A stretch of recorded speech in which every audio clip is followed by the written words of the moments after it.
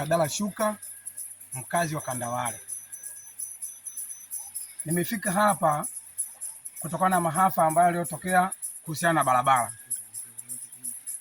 Barabara ni hali tete sana kutokana na hali ya mvua ilivyonyesha na hili daraja lilivyojengwa, tuseme limefumuliwa. Maafa kama mnavyoyaona haya, daraja lipo katikati, mto umetoboa pembeni. Hali ya mawasiliano ya barabara imekuwa magumu kutokana na Kandawale kwingineko. Wananchi tunawasaidia wapita na bodaboda kuwavusha, na tunavusha kwa ugumu. Kwa hiyo tupo tumemwita katibu wa mbunge haje kuona mwenye kwa hali iliyotokea hapa kwa macho yake.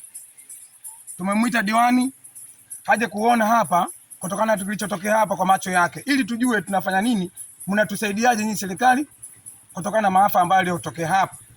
Mawasiliano ya Kandawale na Kipatimu nimeshakuwa magumu mpaka sasa.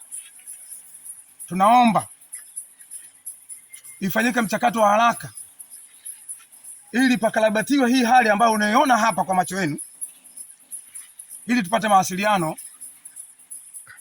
ya barabara. Hii daraja jinsi lilivyo, upande mmoja tayari mshabomoa, na kuna hetieti daraja linaweza likaa katikati.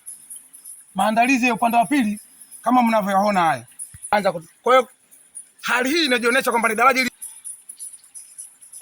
tumekwama. Wananchi hatuna namna zidi ya kutusaidia serikali. Kwa hiyo tunaye mheshimiwa diwani hapo, tutamsikiliza maelezo yake. Leo hii katibu, tunakuwakilisha ili ufikishe ujumbe huu kwa mbunge na serikali kuu pia. Asanteni.